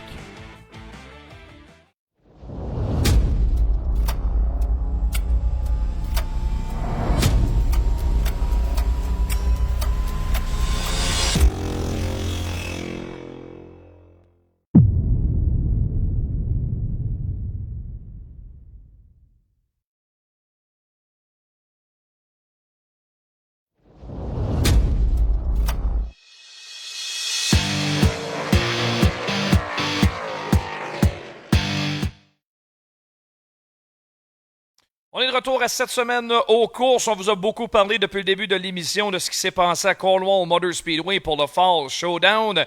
Mais évidemment, les restrictions sanitaires empêchaient les Canadiens de se déplacer au Super Dirt Week à Oswego, New York, ou sur la piste habituellement asphaltée, recouverte de terre. C'est là où se passe le Super Dirt Week depuis 2016. Maintenant, on a eu notre propre gros événement de course en raison de la pandémie. Qu'en sera-t-il pour le futur? Ça, c'est la grande question. Par contre, beaucoup d'intérêt sur ce qui s'est passé du côté de Oswego. Et qui d'autre que mon très bon ami, l'annonceur Shane Andrews, qui est en notre compagnie ce soir. My friend Shane, how are you doing? I am well, Anthony. How are you? Great to hear you. Great to see you. It's been way too long. I don't know what you just said, but I'll tell you what. It sounded eloquent and it sounded as professional as ever. I am just so happy to see you and be able to talk to you, my friend. You know what, Shane? You know fully well that I appreciate each and every time I meet you, getting the chance to grab a bite with you a couple of years ago in Utica, where I had the chance to meet you on my hockey duties. But I have so many great memories of both you and I announcing together. I think that we were making an excellent duo, on one side in French, the other one in English, and I'm still crossing my fingers that we're going to have the chance to do it again. I hope so, buddy. I'll tell you, you have a gift that is like none other, and to be able to do what you do, not only in motorsports but also in hockey, is a talent. And to be able to share the microphone with you, like I have in the past, has been exceptional. And I really hope that someday down the road again, we get to do that and we get to create some more memories. And if you do get down to Utica this year, once the border opens up with hockey, please, by all means, let me know, and I'll make sure I get us a dinner again. We're going to do this for sure. Hopefully, I don't know what will go on in the next couple of weeks, but we're going to see. I got to tell you a confidence. This week, I was with my friend Martin Bélanger announcing at Cornwall Motor Speedway, both Frenchies doing a full show in English County in Cornwall, both of us doing it in French and English. I would have never known maybe like 5 or 6 years ago that I would be able to do this, but I did it, and I was really happy to do so. It was an awesome event, and hopefully we're going to do this again next year. I heard it was an awesome event, and I heard it was some really good racing. Tim Baltz, who is the normal voice of the Cornwall Motor Speedway, was down with us at Super Dirt Week, and he was keeping tabs on everything going on. He was keeping us updated of what was happening and keeping us informed of all the racing action. He was a bit torn. He wanted to be at home, but duties took him down to Super Dirt Week this week. So, and he had 2 great replacements. So I think everybody was pleased, and they were in good hands. Shane, let me translate a bit for French listeners, if you don't mind. Shane qui nous mentionne plein de belles choses au sujet des courses, de notre relation à lui et moi. On s'apprécie mutuellement. Il y a un coup de foot professionnel il y a déjà plusieurs années, lorsqu'on a eu la chance de travailler ensemble en français d'un côté de mon bord, puis de lui, évidemment, en anglais lorsqu'il venait pour les courses de la série Dirt Car ici. Et depuis, on a toujours gardé contact. Et quand on a la chance de se rencontrer aux États-Unis, on le fait évidemment. Et j'expliquais bien sûr qu'en fin de semaine, pour moi, c'était un honneur, vraiment, d'annoncer un show de course, 2 shows de course avec mon ami Martin Bélanger, 2 francophones qui se retrouvaient à la barre d'un programme de course au complet dans les 2 langues. C'est un très, très bon souvenir. Shane, I got to talk to you about what happened this week at Oswego, New York for Super Dirt Week. 5th edition of Super Dirt Week at Oswego. And the elephant in the room right now is track conditions. I know there's a lot. I know there was victories for Stuart Friesen at the Salute to the Troops 150 in a 358 modifieds, and on Sunday it was the Matt Williamson show. But I mean, track conditions, everybody was talking about that in Cornwall. Yeah, let's be honest. The track conditions were not ideal. That is not what the World Racing Group wanted to see. It's not what any of us wanted to see. I'm not a track prep expert by any means, way, shape, or form. I'm lucky if I can plug in my microphone. I don't know how to prep a track, and I sure as hell don't know how to play down on an existing asphalt track. It's unfortunate that the conditions were what they were. Fortunately, nobody was hurt. Fortunately, everybody is safe. Yes, there was damage to the cars, shocks. We all know that. We saw, we all saw it. We all know what happened. We don't need to beat a dead horse by any means, way, shape, or form. It's not the intent of by any means, way, shape, or form of World Racing Group to have that kind of track condition. It is what it is. There's not much anybody can say. They went out, the drivers went out and raced, they went out and competed, and fortunately, like I said, nobody got hurt and everybody was safe at the end of the day. And I'll be honest with you, the race itself was entertaining. I thought the race was entertaining. Both races, all races actually had their moments of entertainment and everything. And it's unfortunate, but you learn from it. You move on and you try to do better next time. Let's go back to 2016, the first year that we had Super Dirt Week at Oswego. It wasn't ideal track conditions, but the following year, 17, 18, and 19, we had good racetracks and we had good races. I don't think it should deter anybody from wanting to come back to Dirt Week. I don't think it should keep any of the competitors from coming back from Super Dirt to Super Dirt Week. 1 year doesn't make a trend. So I think everybody just needs to be patient and see what happens next year. And I can guarantee you this, that there wasn't a smiling face in the tower at the end of that race. We all saw the product and we all want it to be better. That's what we strive for as the premier sanctioning body in the Northeast. We strive to be perfect, and and it wasn't. So it is what it is, and we have to move on, learn from it, and try to improve for next time. Shane Andrews qui nous mentionne plein de choses dans sa réponse concernant les conditions de piste du côté de Oswego. Très, très difficile tout au cours de la semaine. Mentionne évidemment que ce n'était pas du tout l'intention de Dirt Car de se retrouver avec des conditions de piste comme telles. On se remémore 2016, la première édition, c'était très similaire à ce qu'on a vu cette année, mais par la suite, les deux éditions suivantes, excluant bien sûr celle de 2020 qui n'a pas eu lieu en raison de la pandémie, tout s'était très bien passé quand même selon les conditions de piste. Alors, une année ne fait pas nécessairement la règle et à la fin, il me dit qu'il n'y a personne dans la tour chez Dirt Car qui avait le sourire au visage après la fin de semaine. Tout le monde est bien conscient du problème et on va tout faire pour que l'an prochain, cette situation-là ne se reproduise pas. You were talking about the smiles in the tower after the racing event. I fully understand that nobody wants to see thrash race car. You want to see the best competition possible, and eventually the winner takes all, and it's the best man that there was on the track that wins the race. They are already committed to race again in 2022 in Oswego. They made an announcement on Thursday, so we're going to be there next year. Hopefully, with the pandemic and the border restrictions, hopefully we'll be in Oswego. But does anything change after what happened this year for next year? Well, I think from the pageantry side, it's going to be the 50th edition of Super Dirt Week, and I think you're going to see it's going to be a great celebration, the 50th event of Super Dirt Week. I think that is something that is to be looked forward to.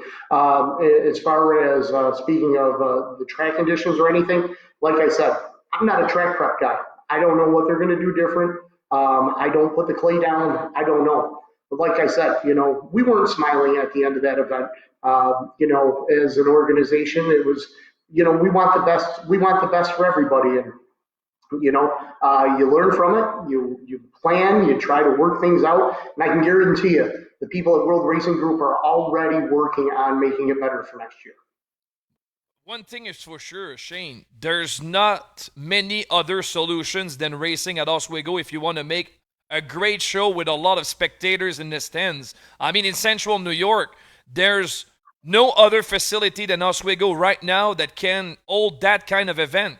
You can watch anything you want on the World Wide Web. You won't find anything close or remotely close from Oswego, New York, and the grandstands that they are having there. They can maybe put 10,000 spectators there. So that's a lot of people going to the races. So there's nothing else. I mean, if you want to hold a big event, you need to race at Oswego. Yeah, absolutely. World Racing Group and the city of Oswego and Oswego Speedway are committed to Super Dirt Week, as you already said. Plans are already in place for 2022. And you need a facility that can hold over 300 race cars, thousands of campers, and accommodate the race fans, and not only accommodate them with the camping, but also the availability of restaurants, hotels, stores, retail outlets, to be able to do something during the day or night or whenever they so choose to have those amenities at their hands. And so it's a partnership that is together, and look forward to being part of it for many years to come. Shane qui nous mentionne que Oswego, évidemment, Super Dirt Week est commis à y retourner en 2022. Et comme je lui mentionne, il n'y a pas 50 000 solutions non plus là, pour présenter l'événement. Si on veut avoir un événement d'une grande ampleur et recevoir autant de pilotes, de spectateurs, d'équipes de course, de roulottes, de motorisés, ça prend un espace très, très vaste et il n'y a pas 50 solutions du côté de l'État de New York, du moins dans la partie centrale de l'État, là où on organise l'événement depuis les débuts du Super Dirt Week. Donc, tout porte à croire que 2022, on va retourner à Oswego pour la 50e édition et tenter évidemment de trouver de meilleurs moyens pour préparer le circuit. I think the biggest point of this weekend, Shane, is that the big checks are going back to Canada this week, with Stuart Friesen winning on on Saturday night, and on the next night, Matt Williamson, both Canadians that are bringing back home those checks. I know Stuart is living in the U.S. right now, but that's not the case for Matt Williamson. So there's going to be a lot of U.S. currency dispensing around in St. Catharines, Ontario. Yes, there is, and this goes back, the previous week when he won 20 grand at Fulton Speedway for the Outlaw 200, and then on Tuesday night he wins at Brewerton for the Super Dirt Series. That's another 10,000, so that's 30. Then he won two 358 races in a row. That's 4,000 each, so that's 38,000, and then put 50,000 in his pocket for Sunday. That's 88,000, and if my powers of deduction calculate it right, I think that's over 135,000 Canadian that he's taking back, but it's not a bad payday. And I'll tell you what, Money Matt lived up to his name this week, and he drove a great race every race. I mean, he finished second on Saturday night, so that's no small chunk of change that he took home. And he drove a good race. There it is right there. He drove a great race on Sunday. He was smart about what he did, as was anybody that was out on the track, and hit the right spots and kept his car clean, and it paid off for him. What's impressive in Matt Williamson's case, Shane, is that it seems the switch goes on when there's a lot of money on the line, and I think his nickname of Money Matt Williamson suits him really, really well, because for a couple of years now, he's been amazing in long-distance races. Oh, absolutely. I mean, goodness. He won the 200 the last time we were in Oswego in 2019. He won the Centennial race, $100,000 down at Orange County Fair Speedway. He's won the Super Dirt Car Series title. He's a talent. He really is. And no different than Matt Shepard, Stuart Friesen, Brett Hearn, or Billy Decker. He knows these cars in and out, from back to front, side to side, and every component in between. It's not just getting the car and driving. He knows those cars. He knows the field. He knows what he needs to have. And when he has it, he is spot on. Shane Andrews qui nous parle justement du rendement de Matt Williamson dans les courses de longue distance. C'est absolument extraordinaire. On dirait qu'à chaque fois qu'il se retrouve dans une course payante, on dirait qu'il y a une lumière qui s'allume. Il est très, très performant. En fait, la nomenclature, Shane, de ces grosses courses, moi, j'avais assisté à la course du Centennial à Middletown il y a quelques années. 2 fois consécutives, il va remporter le Super 50 000 $ américains, la grosse course de l'année. Puis vous avez vu justement le détail de sa semaine du côté du Super Dirt Week, absolument incroyable. 124 000 $, 125 000 même dollars canadiens engrangés par Matt Williamson. Évidemment, il ne ramène pas tout ça chez lui, mais il y en aura quand même une bonne partie qu'il aura dans ses poches et c'est pleinement mérité pour Matt Williamson. I got to talk to you about the biggest controversy of the week, the crash between Peter Britton and Tyler Dipple. I want to take your perspective about that accident between these two. They were running for the first place in the later stages of the 200 on Sunday afternoon. Dipple clearly, and I think accidentally, entered contact with Britton. But, I mean, I can understand why the Australian driver is pretty pissed off right now. Oh, I'd be pissed too. I mean, you're leading the biggest race of the year and you get knocked out and thrown out to the wall. I'd be mad too. listen, we can sit here and point fingers all day. He said he did this, he did that, but hard racing. That's the fortunate thing about being the announcer is I don't have to make those calls, plain and simple. I called the race the way that I saw it. There was contact between the two. I don't know if it was hard driving on Tyler's part or if he hit the rut up in turn number 4 and it catapulted into Peter. But, it's unfortunate that it happened because it took Peter out of the prime position that he had to win that race. And he ended up finishing 16th. And I believe Tyler ended up finishing in the top 10. So, it was an unfortunate incident. You hate to see something like that happen. We're going to see right now the images of the crash between Britton and Dipple on the outside of turn number 2. Hard crash into the wall for the 21A car of Britton, and Dipple afterwards would need to go back to the pit area for a flat tire. So both of them, Shane, wound up penalized with that crash, and it opened the door for Williamson to get the checkered flag. Yeah, it did ultimately. I think Peter Britton had the best race car on the day, but his finish doesn't show it. And you feel bad. You really do. At the end of the day, you feel bad. I like Peter Britton. I think he's a hell of a great guy. I'm a fan of his, I like him. I think he races clean. Tyler Dipple, he's an up-and-coming driver. He has a great future ahead of him, as does Peter Britton, and it's an unfortunate incident, And looking at that replay right there, I don't know if he hit the rut just right and it shot him up to him, or if he was just being over aggressive and drifted up just the way that his car went. It's hard to say. It's a tough call to make. Shane qui nous parle de l'accident qui a beaucoup fait jaser entre Tyler Dipple et Peter Britton, qui a au bout de ligne ouvert la porte à Matt Williamson pour justement aller chercher la victoire. Vous l'avez vu sur les images, à vous d'en faire votre propre opinion. Mais Shane, de son côté, évidemment, s'en remet à ses yeux et ce qu'il a vu. Un accident, bien sûr, très dommage pour Britton, qui était clairement le plus rapide sur le circuit depuis le début de la course. Et heureusement, lui, à titre d'annonceur, n'a pas à prendre de décision compte tenu évidemment de la situation qui s'est produite, mais qui a permis tout de même à Williamson d'aller chercher la victoire.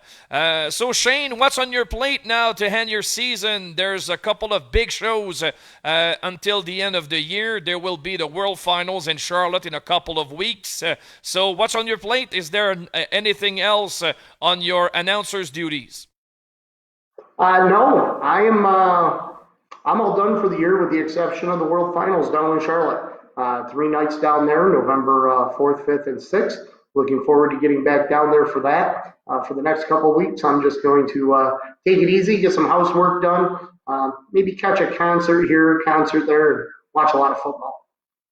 Good thing is, we'll see you, I'm crossing my fingers really hard that I'm going to see you somewhere down the line this winter, hopefully, and for sure next summer. I can't see anything that will prevent us to go on your side next summer to see some racing. Thank you very much, my friend Shane, and I hope to see you really, really soon.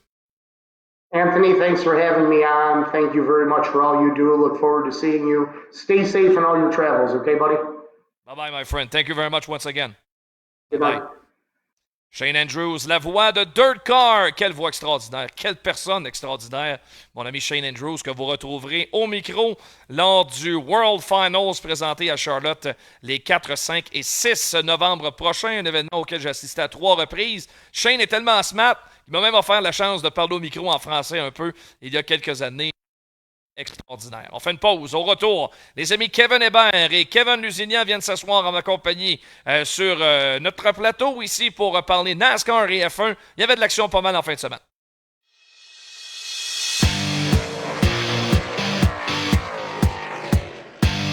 En direct de chez Lucier Chevrolet à Saint-Hyacinthe, nous avions envie de vous partager les coups de cœur de l'équipe sur la toute nouvelle Bolt 2022. Le véhicule a été totalement redessiné, autant à l'extérieur qu'à l'intérieur.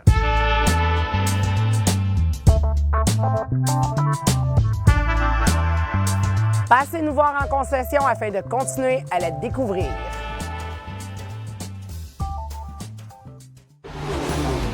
Festidrag Développement, une entreprise 100% québécoise, contribue à développer des pilotes de course d'ici, partout en Amérique du Nord. Festidrag Développement tient à remercier ses précieux partenaires. Silverwax, Rousseau Métal, Richard et compagnie, Volon Control, VP Racing Fuel et DL Performance, Globocam, Groupe Brière International, le Grand Prix de Trois-Rivières, Dumoulin Compétition, Permatex, Festidrag.tv, Hypertech, Choix Radio X et 91.9 Sport. Les gars de course tiennent à remercier leurs précieux partenaires. Groupe Génic, Garage P. Auclair, Remorquage du Plateau, DL Performance Distributeur VP Racing Fuel. Partir une entreprise, c'est négocier avec l'inconnu. T'accumules les années de travail et t'en viens à apprivoiser le métier. Et un jour, tous tes efforts sont récompensés. Robert Bernard, c'est 70 ans à votre service pour que vous preniez la route en sécurité, en tout temps. C'est 17 succursales, 400 employés qui s'occupent de vous partout en province. Robert Bernard, une entreprise locale, maintenant leader au Québec.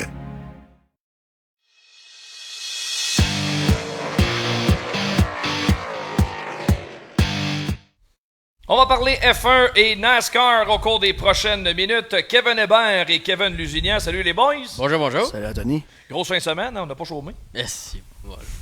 En tout cas, dans notre chambre, on n'a pas chômé. Hey, j'étais pogné avec lui, imaginez-vous donc.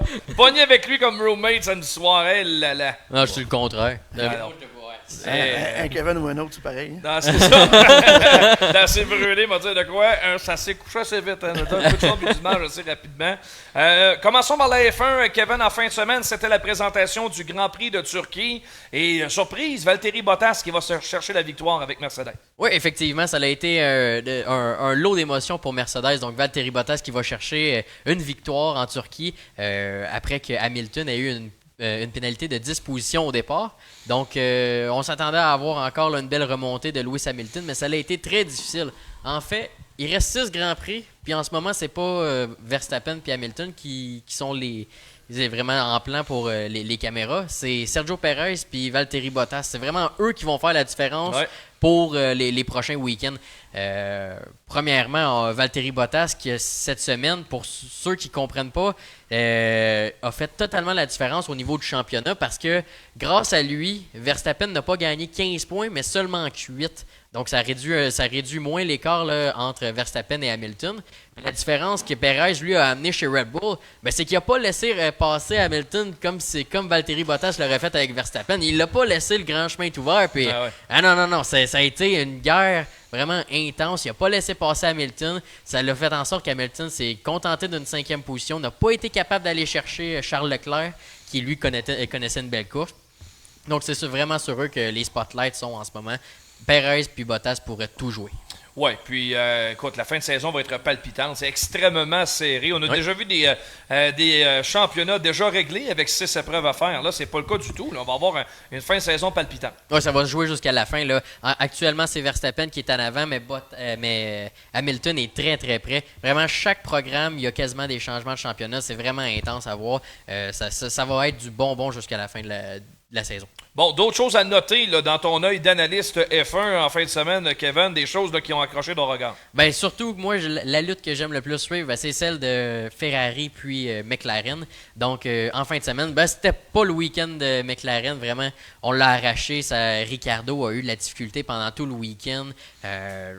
On a fini là, hors du top 10. Norris, c'était pas la meilleure performance qu'il pouvait faire, mais a dit c'est le meilleur que je pouvais. On a fini au 8e rang, donc ramène peu de points. Par contre, qui a brillé? C'est Charles Leclerc. À mon avis, Charles a tenté le tout pour le tout. On a essayé de ne pas faire d'arrêt au puits. On s'est dit on va se rendre à la fin avec les intermédiaires. Donc, on roulait sur la pluie fine. On a essayé de se rendre jusqu'à la fin, mais on n'avait rien. On n'avait plus de pneus. On a dû forcer l'arrêt au puits. Termine au 4e rang. Tout de même très satisfait de sa performance. Puis il y a aussi Carlos Sainz qui a très bien fait, fini dans le top 10. Lui qui avait vécu un peu de misère au dernier programme, se relève très bien. Excellent. Prochaine étape, les États-Unis. On s'en va au circuit des Amériques, au Texas, lors de la prochaine sortie. Ça fait jaser, puis ça fait pas jaser pour la course, mais aussi pour une conversation qui risque d'avoir. Pour ceux qui connaissent pas, Andretti Motorsport, qui est dans la Formule E et dans la IndyCar, sont en discussion très avancée pour peut-être faire l'acquisition de Sauber qui se trouve à Alfa Romeo. Oui. Donc, où actuellement Kimi Raikkonen court, qui délaisse son volant. Actuellement, l'équipe n'a pas complété son duo de pilotes. On ne sait pas encore qui exactement vont être le deuxième pilote. Puis, il y a certaines discussions comme quoi il pourrait avoir Colton Herta qui course en IndyCar, qui serait peut-être un potentiel pilote américain pour rentrer avec Andretti Motorsport. Une conversation avec notre spécialiste IndyCar, Cédric Blondin, que je parlais justement avant l'émission. Peut-être pour 2023, mais certains articles disent que d'ici la prochaine fin de semaine de Formule 1, tout devrait être signé. Des transfuges de l'IndyCar à la F1, ça fait un certain temps qu'on n'a pas vu ça. Oui. Jean Villeneuve l'avait fait, mais il y avait eu Scott Speed, si ma mémoire est fidèle aussi, qui avait fait ce genre de saut-là. Mais ils sont quand même très peu nombreux depuis 20 ans, là, les gars qui ont fait l'IndyCar à la F1 directement. Mais tu sais, qui de mieux que Andretti Motorsport pour justement amener un pilote américain qui a vraiment le talent. Colton Herta a le talent pour aller en Formule 1. Tous les analystes le disent. Intéressant, très très intéressant. Grand Prix des États-Unis sur le magnifique circuit qui se situe à Austin, Texas. Un endroit que je vais visiter en plus au mois de janvier prochain. Je n'irai pas aux courses évidemment, mais c'est le hockey qui va mener à Austin. Paraît que c'est un endroit extraordinaire. Donc on va vous en reparler. Lulu, maintenant, le NASCAR, en fin de semaine, on était sur le circuit routier de Charlotte Motor Speedway. C'était le fameux Roval. Dernière étape de la deuxième ronde des séries éliminatoires du NASCAR. Allons voir ce qui s'est passé d'abord dans la Cup Series. Une épreuve remplie de rebondissements, comme c'est souvent le cas au Roval. Oui, et je pense que la plus grosse histoire de la Cup cette fin de semaine-là, on le sait que Kyle Larson est ton pilote depuis le début de la saison, on le dit. Mais là, on a vu quelque chose de spectaculaire se passer. Durant un arrêt au puits, c'est la séquence que je ne peux pas m'empêcher de prendre. On ne réussit pas à changer 4 pneus. On change la batterie et une courroie directement sur l'arrêt au puits pour que Larson puisse repartir la course. Problème électrique sûrement dans la voiture. Larson repart la course et je t'explique le résultat un petit peu plus tard. Mais c'est la première fois que je vois qu'on peut changer autre chose que des pneus ou c'est quand même l'extérieur. majeur, changer une batterie, là, ça se change pas en 2 claquements de doigts. Là, mais du côté de Hendricks, on a réussi à changer ça, ramener Larson en piste. Et le résultat, on le sait, la victoire de Kyle Larson de son côté. Bon, il est allé remporter la victoire. Mais ce qui a vraiment retenu l'attention, c'est un autre incident entre Kevin Harvick et Chase Elliott. Ça, c'était en réponse à ce qui s'était passé il y a 2 semaines à Bristol, où Harvick était absolument furieux que Elliott lui l'ait privé d'une victoire. Il y avait eu un accrochage en piste. On s'était enguirlandé dans les puits. Ça s'était réglé dans la remorque de NASCAR, mais Harvick avait annoncé ses couleurs. C'est pas terminé dans mon livre à moi. On va régler ça en piste. Ben, Harvick a tenté de faire ça, sauf qu'il a raté son coup, pas à peu près. Ah, c'est incroyable. C'est incroyable. Harvick a vraiment voulu, comme on dit, rendre la monnaie de sa pièce à Larson. Et, Elliott. À Elliott, excuse-moi. Puis ça fut, malheureusement, c'est lui qui fut le grand perdant. Il s'est automatiquement spiné et a frappé le mur. Donc, oui. On va aller voir là, les deux incidents. Ça, c'est le premier incident impliquant Chase Elliott et Harvick. Vous allez le voir là, dans les prochaines secondes comment ça s'est passé et comment Harvick a décidé finalement de mettre un terme aux espoirs de championnat à Elliott parce que c'est ça qu'il y avait sur la ligne. C'était le but en tant que tel, mais ça reste que... On n'a pas la séquence où on voit vraiment Harvick tasser. Je l'ai découpé, la séquence avec Harvick. Là, je sais pas, on voit la voilà justement. Bon, ça, c'est le mur. C'est le mur directement de son côté, donc vraiment, erreur de pilotage de sa part, frappe le mur, vient vraiment... Je pense que ça commence à y jouer dans la tête. On est rendu à cette étape-là du côté d'Harvick. Là, on vient de sauter une étape importante, parce que là, vous l'avez vu, le premier accrochage a vu Elliott vraiment endommager sa voiture. Ah ouais, c'était... On a rentré dans les puits, on a colmaté les brèches le plus possible, mais surprenamment, Elliott était très rapide pareil, malgré les dommages. Ça donne l'idée du talent du pilote sur une piste de circuit routier. Mais lors de remontrer l'accrochage, la deuxième, avec Harvick qui se retrouve dans le mur, le gars qui est en arrière, c'est Chase Elliott. C'est ça, il a mis de la pression sur Harvick. Le mental. Il se sert vraiment du mental pour aller battre. On le voit, Elliott, justement, à l'intérieur. Et là, c'est ça. Arrêtez son coup par après. Il pense justement, comme tu disais, le premier contact, il pense avoir mis fin à la course d'Elliott. Elliott revient en piste, réussit justement à s'amener dans la... On l'a dit, le Chase Elliott, c'est pas mal l'homme des grandes occasions sur les circuits routiers. Ouais. Et là, réussit justement, il a juste le mental à jouer dans la tête directement de Harvick, puis Harvick échappe sa voiture, frappe le mur et ce qui met fin à ses hostilités de la course de dimanche. Donc, pas juste, son championnat prend fin.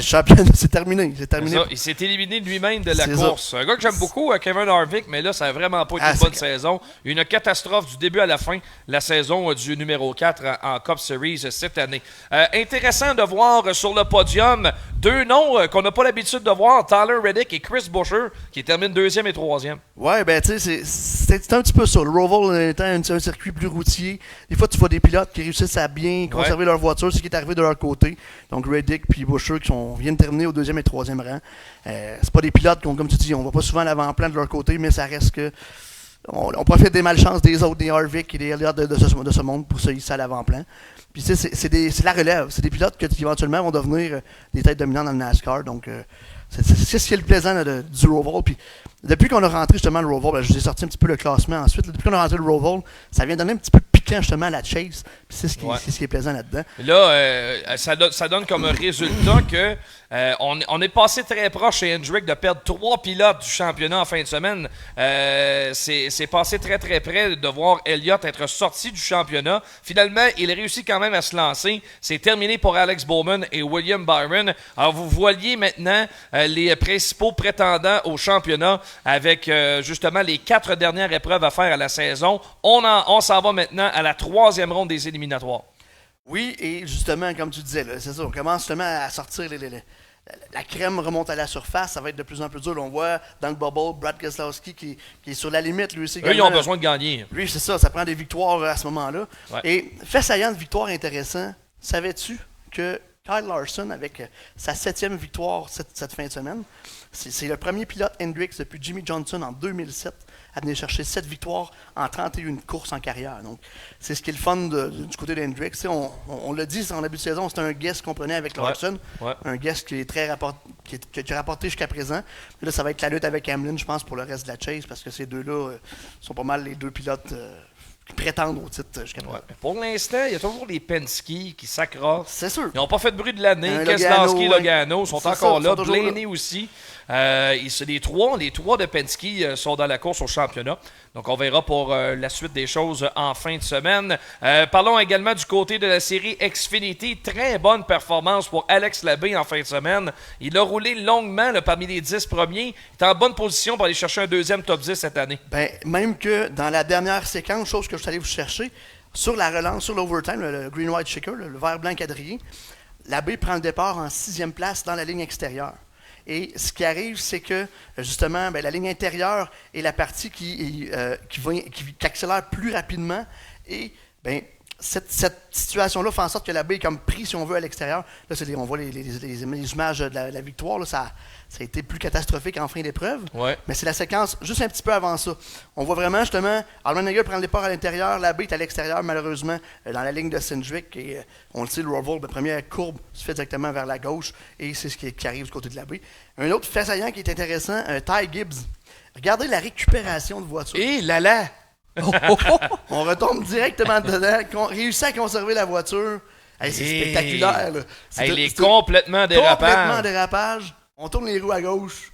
Et mais voilà. il suit la courbe en même temps. Perdu 4 places. Ouais, quand même pas pire. Ah, mais il aurait pu endommager la voiture. Ah non, c'était bon. C'était très spectaculaire. Allmendinger toujours bon, lui, sur les circuits routiers. Ouais. Allmendinger, je pense que 2021 a été son année jusqu'à présent. Oui, d'accord avec toi. Ouais. Présent en routier, également présent sur les circuits ovales. Donc, il va être un des pilotes à surveiller tout au long de la fin de la saison en chase côté de la Xfinity. Absolument. Kevin Lusignan, Kevin Hébert, merci beaucoup pour ce bloc course automobile. On se reparle la semaine prochaine. Bien sûr. On fait une pause, une dernière dans cette semaine aux courses. Et au retour, les choix du président présentés par Garage P. Haute-Lair.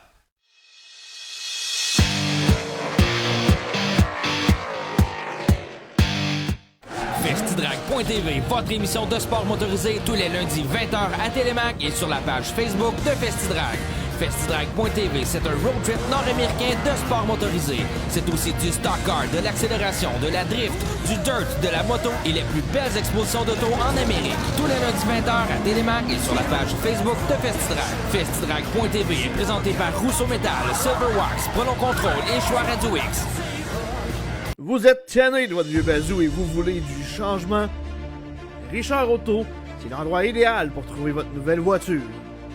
Que ce soit pour une première, deuxième ou troisième chance au crédit et plus, tout le monde est accepté chez Richard Auto.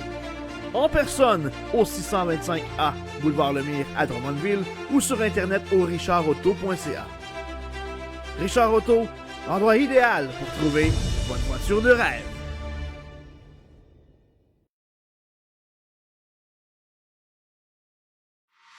Driver Academy, l'expérience d'une vie. Viens prendre le volant d'une vraie voiture de course sur terre battue. Vitesse, dérapage, adrénaline, tout est au rendez-vous pour te faire vivre une journée mémorable. Forfait de 30 et 50 tours de disponibles, ainsi que la possibilité de former des groupes corporatifs. Nous avons également la formation pour apprentis à l'Autodrome Grand Bay. Tous les détails sur driveracademy.com. La chronique Les choix du président vous est présentée par le garage P.O. Claire, spécialiste en réparation, vente et location de remorques dompeurs. Le garage P.O. Claire, 1325 rue principale à Saint-Dominique.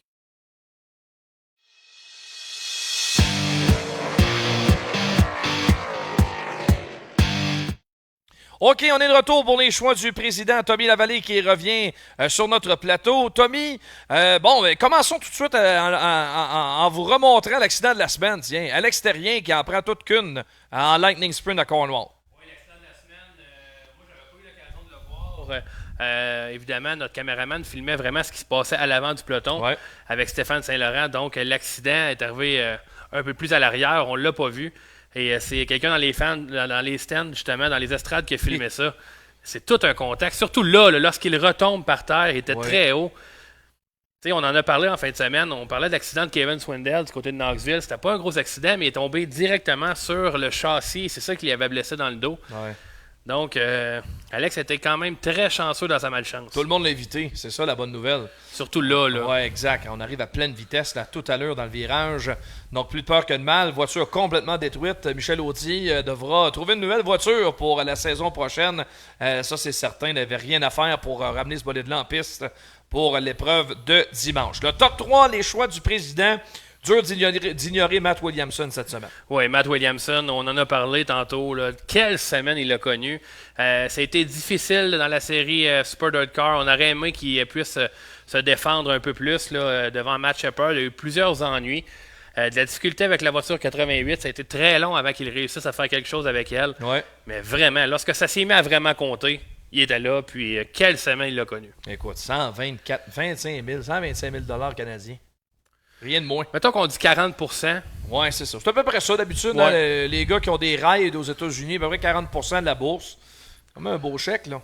On est proche de 55. Tu sais. Pas pire. Pour une année, là. Ouais, c'est ça. Et à surveiller, en fin de semaine, Port-Royal, très à l'aise, Matt Williamson. Un autre 50. Il va être là avec la voiture numéro 3, Burrance, en fin de semaine. Donc, à surveiller. Au rang numéro 2, un petit hommage à la famille Lavergne qui nous a accueillis avec brio en fin de semaine. Oui, gros événement, beaucoup de voitures. C'était pas simple installer tout le monde, plaire à tout le monde surtout.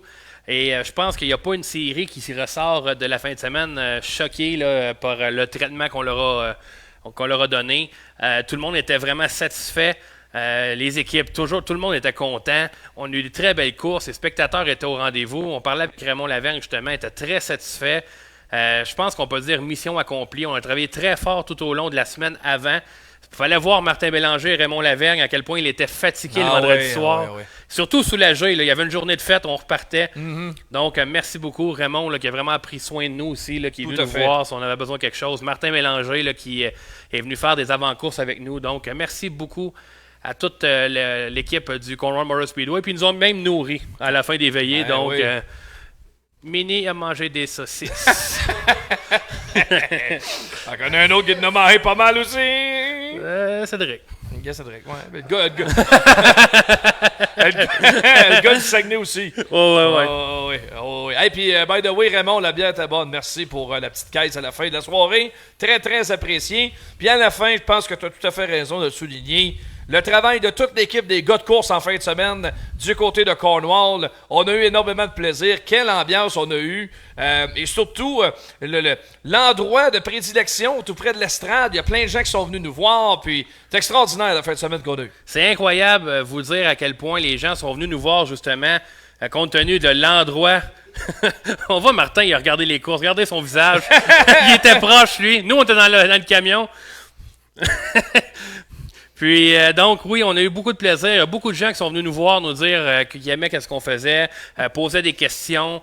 On remercie le gars à droite, pas bien intelligent, je le dis. Et l'autre non plus, l'autre bord est pas bien mieux. Mais vraiment, là... Pierre-Luc est complètement disparu en arrière de Martin. Il prend pas trop de place. Hein? Pierre-Luc, le plus jeune vieux que je connaisse de ma vie. Il doit être en pantoufle présentement. Bon. Mais vraiment, très belle fin de semaine. Tout le monde a travaillé très fort pour vraiment vous offrir la meilleure des couvertures. Puis ça. Mini avec ses semblables, mais vraiment, tout le monde a travaillé vraiment, vraiment fort. Martin qui a vraiment tout organisé, la logistique. Benoît qui a vraiment arrangé le transport. Cédric, le matériel. Pierre-Luc et moi, on a fait le montage, mais Mini et Ben là, qui ont couru partout dans les puits pour faire les entrevues. Maxime qui a jamais texté de même de sa vie. Je pense qu'il est prêt à se faire une blonde, va pouvoir texter le soir. C'est super. Puis Jamie également qui a filmé malgré qu'il était frigorifié. Hein? Pas grand gras sur le corps, lui. Non, il n'a pas épais. Non, lui, il fait fret vite. Puis, vraiment, merci à tout le monde. Marie-Pierre également qui a fait les textes. Puis... On a du coup, Pierre-Luc est vraiment en pantoufle en ce moment. Ah, c'est sûr, c'est oui. Wow! Juste pour vous dire, Pierre-Luc, là, il a quel âge Pierre-Luc? Pierre-Luc a 23 ans, on s'attend, ça va être un gars de party. Bon, on a changé son nom en fin de semaine, c'est Jean-Luc Savoie. Ou Aider Savoie, Aider. dans les résidences Soleil. Ouais. Mais à 22h vendredi soir, ils disent ouais, mon heure de coucher est dépassée là, à 22h. Okay. Fait que je sais pas. Fais son lit. Je sais pas comment il fait pour flaguer aussi longtemps à Grimby. Vraiment, il doit faire des siestes. ça n'a pas de bon. C'est pour ça qu'il est dans le backstretch, ils veulent pas le montrer. Ouais, c'est ça. Tommy, en fin de semaine, en guise de conclusion, tu prends la direction de Brockville, Ontario Speedway, boss! En fin de semaine, les pantoufles, tout le kit. Bon. Surpris qu'il soit en jeans puis qu'il soit pas en mou, là, par c'est exemple. ça, devrait. OK, Brockville en fin de semaine, mon ami Tommy, pour justement le dernier événement de l'année. Là, pour la majorité de nos pilotes, là, ça va se terminer là. Oui, plusieurs équipes nous ont déjà confirmé qu'elle allait être présente. Ouais. Nous, on va y aller le samedi soir parce que le vendredi, c'est impossible. Là, on a épuisé notre banque de congés. Donc, on va y aller le samedi. On devrait être 3, donc on va vous suivre ça avec les résultats. On va avoir également des photos. Donc, Don va être là. Notre ami Don Simpson, fidèle au poste. Oui. Je veux remercier également Eric Pivin et Don Simpson. C'est vrai, les photos. Je m'en voudrais, les photographes, je m'en voudrais de ne pas vous remercier. Don, thank you. Puis Eric, merci aussi. Donc, on s'en va du côté du Brockville Ontario Speedway pour une dernière fois.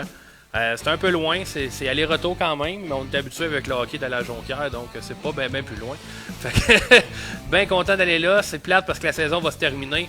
Mais ce que je garde vraiment, c'est qu'on a terminé ça d'une très belle façon. La grande équipe ensemble des gars de course du côté de Cornwall, on a eu beaucoup de plaisir. Tout à fait. Je veux encore remercier les commanditaires qui nous ont permis d'aller là. Remorquage du plateau, le groupe Ultra, Remec et le Cornwall Motor Speedway et Driver Performance. Donc merci à vous tous de nous avoir permis de vivre toute une fin de semaine. Absolument, vraiment agréable. Je me suis joint à vous au cours de la fin de semaine. Le vendredi, je me fiais sur les gars de course pour savoir tout ce qui se passait du côté de Cornwall, de rien manquer.